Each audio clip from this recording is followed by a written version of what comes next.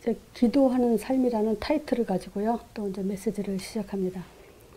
그래서 첫 번째 강의는 이제 타이틀과 같이 그냥 기도하는 삶으로 제목을 잡았습니다.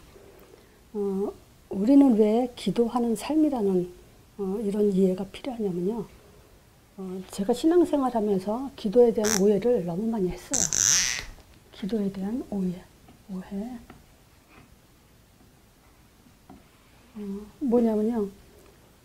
기도는 시간을 정해놓고 어딘가 장소에 앉아서 눈 감고 기도해야 된다라는 것을 많이 그렇게 인식이 됐었기 때문에 그렇게 잡아서 기도하기가 사실은 힘들었어요. 늘 삶에 바쁘다 보면 시간을 정해놓기도 힘들었고 또 앉아서 눈 감고 기도하기도 사실은 어려웠어요. 그 초신자 때는 또 기도가 뭔지도 몰랐고. 자, 근데 우리는 그런 오해를 이제 벗어버린 지가 오래됐어요. 그렇지만 이제 종교생활과 우리가 만날 대상자들은 그런 기도에 대한 오해가 많이 돼 있는 사람들이기 때문에 우리는 그런 사람들을 지금 이렇게 벗겨줘야 돼요. 자, 근데 우리의 기도는 사실상 모든 삶이 기도가 돼야 돼요. 모든 삶이.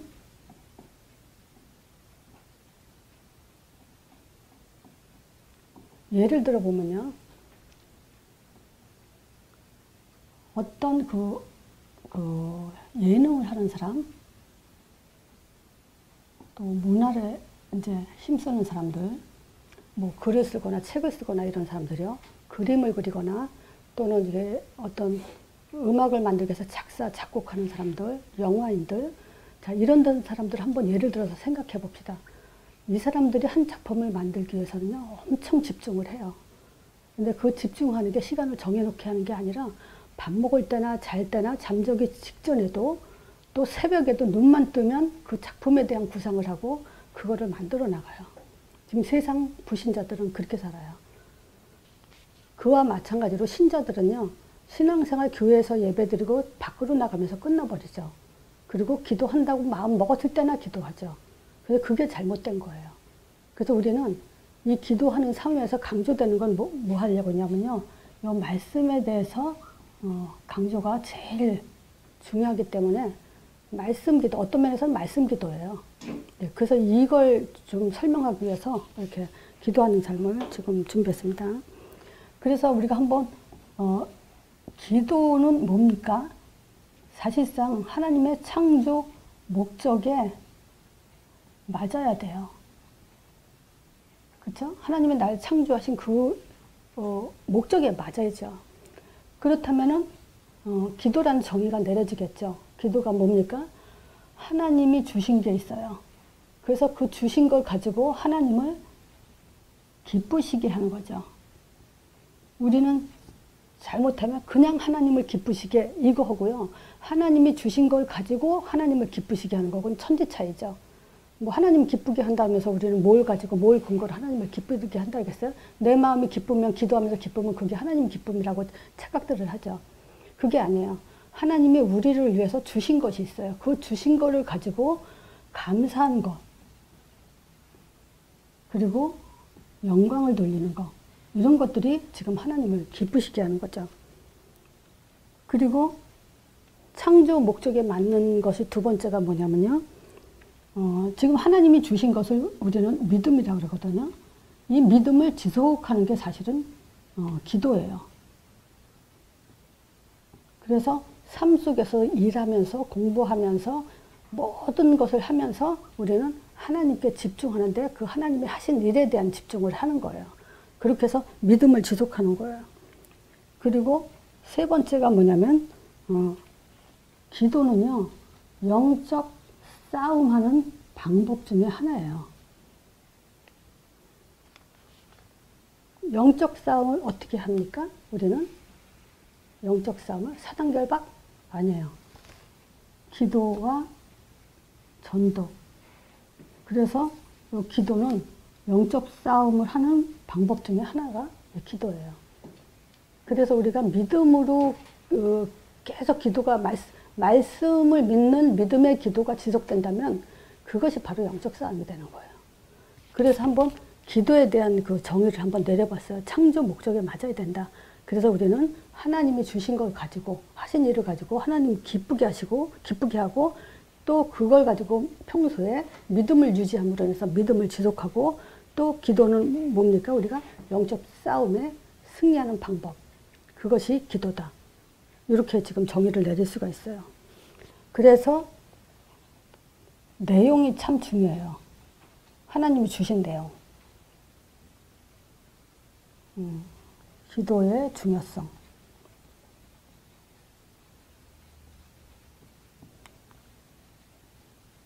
그래서 이 내용이 뭐냐? 말씀인데요. 이 말씀은 조금 이따 설명해 드릴 거예요. 자, 두 번째, 방향이요. 우리가 살아나가는 동안에 분명히 하나님은 시키는 일이 있어요. 그 일에 맞도록 사는 것이 기도에 중요해요. 그래서 우리가 그렇잖아요. 심부름을 시키면 가는 동안에도 그 심부름에 뭘 해야 되는지에 대해서 그 목적을 잊어버리지 않고 있잖아요. 그거는 그게 자체가 기도죠, 사실은. 근데 가다가 하나님이 뭘 하랬는지 모르고 인생을 산다면 그건 지금 그 기도의 목적을 놓쳐버리고 있는 거죠. 자, 그래서 저는 그 말씀의 능력 중에 제일 중요한 게 뭐냐면 창세기예요. 그래서 제가 이 메시지가 끝날 때까지 창세기 1장, 2장을 계속 할까 지금 계획을 하고 있어요. 왜냐, 우리가 그걸 체질되게 한 번 듣고 잊어버리면 안 되거든요. 그래서 체질되게 하기 위해서 저는 창세기를 계속 할까 지금 계획 중에 있어요. 자, 이 말씀의 능력 그랬거든요. 그러면 우리가 먼저 말씀의 본질을 한번 확인해 봐야 되겠죠. 자, 말씀의 본질은 삼위일체 하나님이에요. 그게 창세기 1장 1절. 태초에 하나님이 그러죠. 천지를 창조하시니라. 창세기 1장 2절에 땅이 혼돈하며 공허하며 흑암이 깊음이 있고 하나님의 신 그랬죠. 하나님의 신은 그 수면에 운행하시니라. 창세기 1장 3절. 빛이 있으라 하시던 그건 아니고 하나님의 신이 수면에 운행하시니라 그러면서 빛이 있으라 하시니 3절에는 빛이 있었고 그렇죠. 자, 그래서 이 빛에 대해서 고린도후서 4장 6절에 어두운 데서 빛이 비치라 하시던 그 하나님께서 예수 그리스도의 얼굴에 있는 하나님 영광을 아는 빛. 말하자면 이 빛은 뭐냐면 하나님을 아는 빛이에요. 그럼 뭐겠어요? 하나님 아는 빛? 그리스도를 말해요. 다시 말할게요. 어두운 데서 빛이 비치라시던 그 하나님께서 예수 그리스도의 얼굴에 있는 하나님의 영광을 아는 빛을 우리 마음에 비췄다. 그러니까 세상을 창조하면서 삼위일체 하나님께서 이 세상은 누가 창조했냐? 그리스도께서 창조하셨다. 그리스도가 우리의 창조주다. 그리스도의 빛으로 모든 만물이 하나님을 아는 그렇게 창조가 돼 있었던 거예요. 자, 이게 이제 말씀의 본체예요. 삼위일체 하나님이. 그리고 창세기 1장에서 내가 그 믿음의 그 큰 믿음을 가질 수 있는 그것이 뭐냐면요. 말씀하신 그대로 되니라.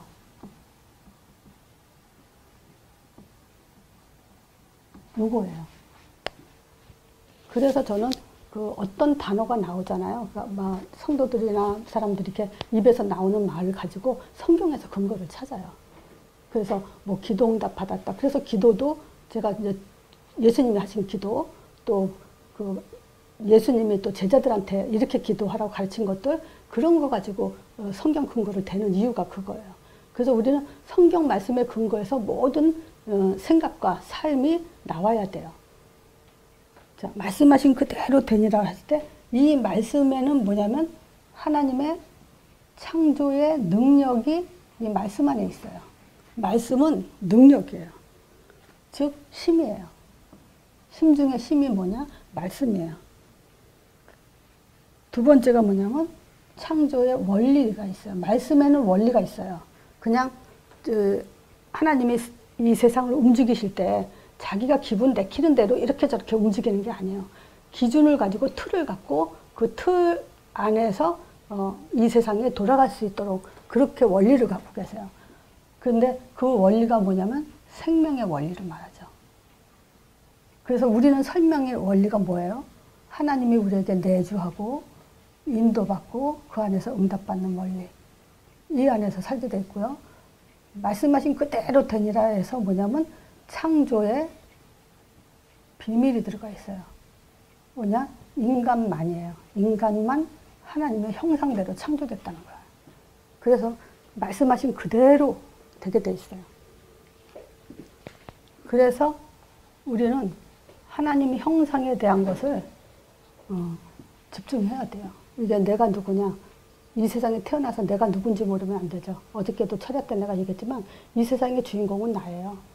그런데 조연으로 살고 노예로 살고 악역으로 막 다 살고 그렇게 사는 사람들이 많죠.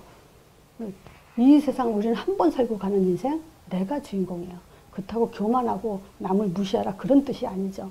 어차피 내가 이 세상을 사는 주인공으로 살기 위해서는 우리는 말씀에 힘입지 않으면 사단한테 당하게 돼 있기 때문에 그래서 더더군이 말씀에 집중해야 된다는 거예요. 자, 하나님의 형상 그러면요. 하나님의 최고 기쁨이면서 최고 작품이에요. 자, 창세기 1장 31절에 보면요. 하나님이 보시기에 기뻤더라 그래요. 만물을 창조하지만 특히 인간을 보시기에 심히 좋았더라 그랬어요. 그리고 창세기 2장 7절에 생기를 불어넣어서 생영이 되게 했다는 거예요. 하나님은 아는 영을 주신 거예요. 또 창세기 2장 23절에 요거냐 아담이 하와를 보고 표현한 거예요. 뭐라냐? 이는 내 살 중에 살이요 내 뼈 중에 뼈다. 바로 우리가 하나님 형상이라는 것은 하나님의 살 중에 살이고 뼈 중에 뼈인 그렇게 소중한 존재라는 거예요. 그리고 창세기 2장 15절에 다스리고 하나님의 동산이요.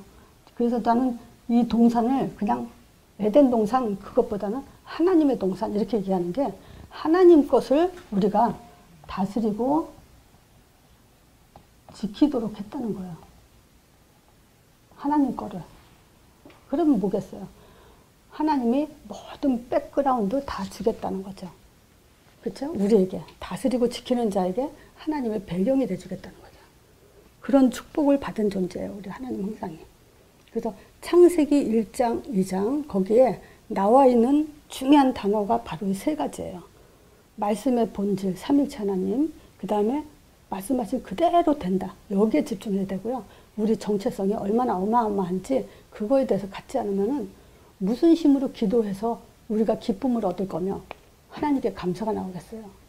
좋은 일 있으면 감사, 나쁜 일 있으면 덜 감사. 그게 이제 틀렸죠. 자, 근데 우리에게 그 집중해야 될 것 중에서 뭐냐면 이제 문제예요. 자, 여기 세 가지 문제예요.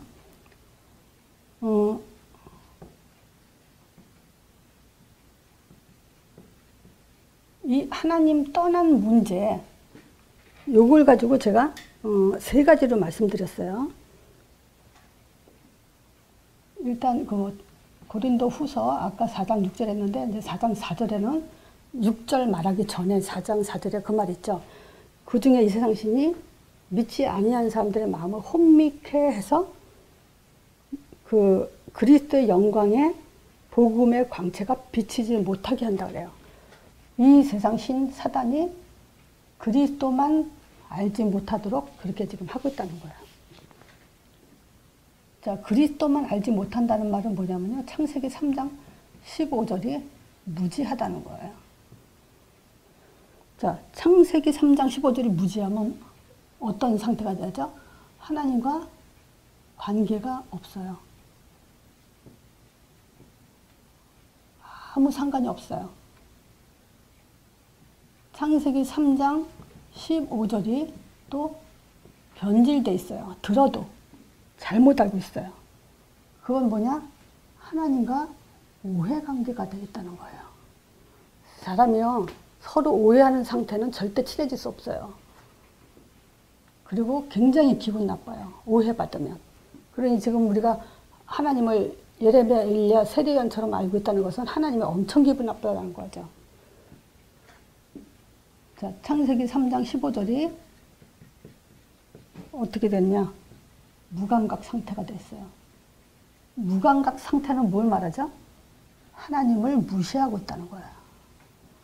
엄청 화가 나는 그런 죄 중에 죄죠.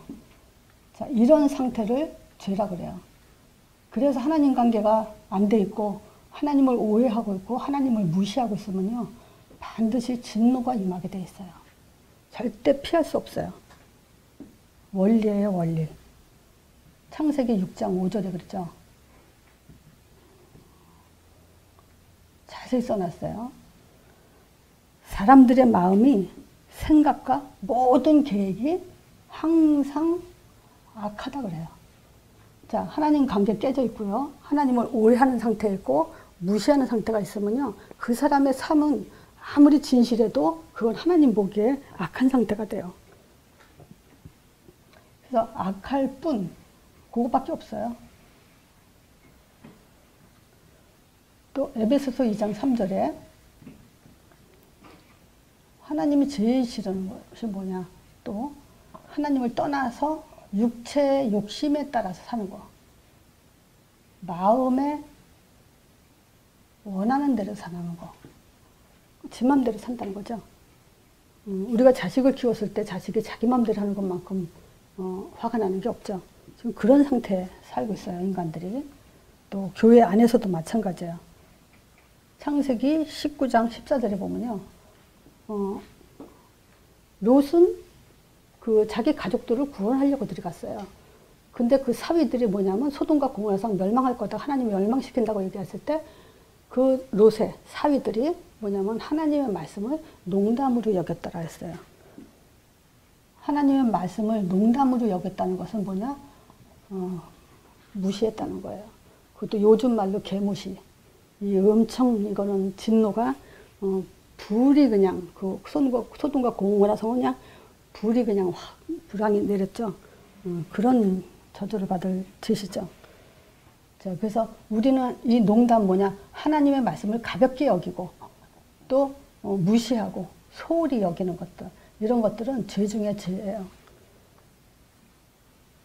요걸 가장 요 상태에서 영광받는 것이 사단이죠. 자, 이 사단은 에베소서 2장 2절에 나와요. 뭐냐? 불순종의 아들들.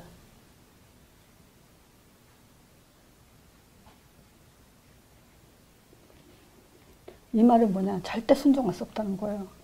그래서 세상 풍속에 문화를 만들면서 많은 사람들을 지금 유혹하면서 죽이고 있죠.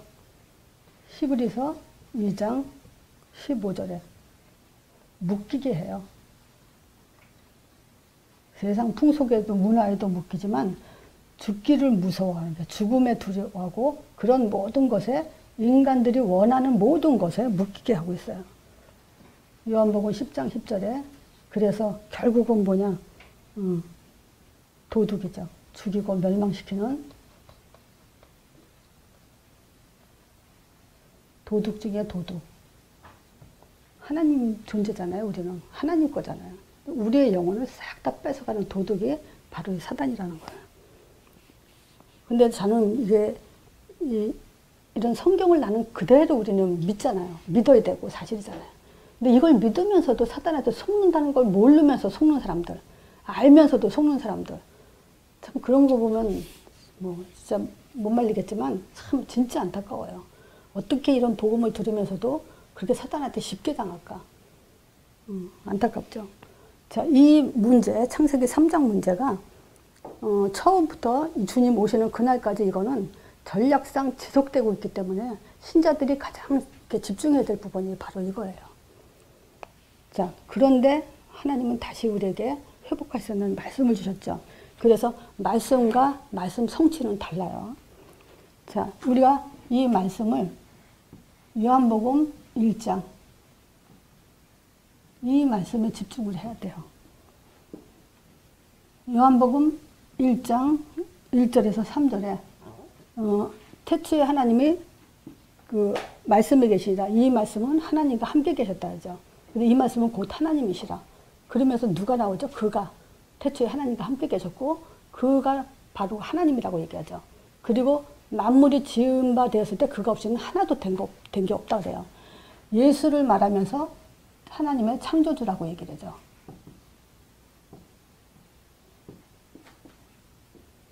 자, 이분이 요한복음 1장 12절에 영접을 해대요. 이 영접은 키가 뭐죠? 예수 이름을 영접하는 거예요. 그래서 저는 사실 그 사람들 만나면서 어느 정도까지는 말씀 공부하면서 예수 이름 강조 안 해요. 먼저 창세기 3장이 들어가게 해요. 그리고 복음이 들어가게 해요. 그리고 나서 시간이 지나면서 예수 이름이 들어가게 해야지 처음부터 예수 이름 얘기해봐야 못 알아들어요. 저는 진짜 많은 경험을 했어요. 처음부터 예수 이름 가르쳐주면요 아무 가치 없어져요. 나중에 들을 때. 그러니까 진짜 창세기 3장에서도요 사단이 빨리 안 나와요. 그래서 제가 이런 말을 해요. 왜 예수님이 이 땅에 오셔야 될 이유가 뭐냐. 이 땅에 예수님이 오셔야 될 이유가 뭐냐. 그럼 구원에 대해서 우리가 하잖아요. 하나님의 아들이 온 것은 마귀의 이름을 알았다. 이게 빨리 안 나와요. 정말 1년을 말씀 공부해줘도 그게 빨리 안 나와요. 내 자신도 사단에 대한 인식이 그렇게 빨리 적응이 안 돼요. 그래서 그게 될 때까지 먼저 한 다음에 그 다음에 복음, 동시에 우리가 복음을 계속 설명하죠. 이게 충분히 들어간 다음에 그때 예수 이름 말해주는 거예요. 이 예수 이름은 우리한테 너무나 중요하죠. 하나님의 이름이에요. 요게 이제 꽂혀야 돼요. 그리고 저는 또 그건 있어요. 처음 만났을 때 금방 헤어질 사람들은 예수 이름 영접시켜놓고는 그 예수 이름이 하나님 이름입니다. 요거까지만 얘기해요. 자, 이 예수 이름은 하나님이 들으세요. 그래서 요걸 가지고 우리는 기도 응답 확신하는 거예요. 자, 그리고 이 예수 이름은 성령이 보내줘요. 요한복음 14장 26절. 내 이름으로 보내실 성령 그랬어요. 약속하셨어요. 성령 안 보이죠? 약속으로 믿으면 돼요. 그리고 마태복음 12장 28절이요. 예수님이 그랬어요. 예수님이. 그러니까 예수 이름이죠. 우리 입장에서는. 내가 하나님의 성령에 힘입어 귀신을 쫓아내는 것이면 하나님 나라가 너에게 임입니다. 성령에 힘입어 귀신을 쫓아낸다 그래요. 그래서 이 성령은 흑암을 꺾게 돼 있어요. 다섯 번째, 누가복음 9장 26절. 여기에는요, 예수님이 직접 말씀하셨어요. 내가 올 때는 아버지와 천사들도 같이 온다 그래요. 그래서 예수 이름에는 아버지의 성령의 역사와 천사의 사역이 동시에 같이 일어나게 돼 있어요. 이 믿음만이 어떤 결과를 가져오냐면요. 요한복음 1장 14절에 응답이 와요. 은혜와 진리가 충만하게 돼 있어요. 믿음이 확실하게 충만하게 돼 있어요. 자, 말씀이 육신이 돼서 우리 가운데 거하심에 우리가 그 영광을 보니까 아버지의 독생자의 영광이요. 은혜와 진리가 충만하더라. 그래서 성령 충만은 바로 여기서 나오는 거예요. 다른 것에 성령 충만 그러면 안 돼요. 그건 감정이고 기분일 수 있어요. 자, 그러면 성령 충만하면 어떻게 되죠? 요한복음 1장 18절 하나님 확신이요. 본래 사람들은요 하나님 볼 수가 없어요. 그렇지만 아버지 품속에 있는 독생하신 하나님이 나타나셨느니라. 독생자인데 하나님이라 그래요. 그래서 예수가 하나님이냐? 이 성경 구절 갖다 대주면 돼요. 자, 그리고 우리가 예수님도 믿음이 좋다라고 인정한 사람이 있어요. 자, 그것이 마태복음 8장 5절에서 13절 백부장이에요. 이 사람의 믿음을 하나님이 인정하셨어요. 자, 백부장 하인이 중풍병으로 고생하는 걸 가지고 예수님한테 가서 내 하인이 중풍병으로 고통을 받고 있다고 좀 낫게 달라고 그러죠. 그때 예수님이 뭐냐면 내가 가서 고쳐주마 그래요. 그래서 한번 뭐죠? 예수님은 모든 치유자세요. 모든 것을 치유하실 분은 예수님밖에 없어요. 내가 가서 고쳐주마. 그럼 뭐냐? 이유 조건 묻지 않고 고쳐주겠다는 거죠. 백부장의 믿음을 보고. 자, 그때 백부장이 뭐라 그랬냐면요. 다만 말씀으로만 해옵소서 그래요. 왜냐? 그렇잖아요. 이 백부장은 자기도 남이 밑에 부하고 또 자기 밑에도 100명의 부하가 있는데 말로만 해도 오라가라 하는 대로 시키는 대로 다 한다는 거예요. 그래서 말씀의 파워가 얼마나 센지를 가장 잘 알고 있어요. 백부장이. 이때 예수님이 하신 말씀이 뭐냐면 이만한 믿음을 본 적이 없다. 이 말은 뭐겠어요? 최고 믿음이다 이 얘기죠.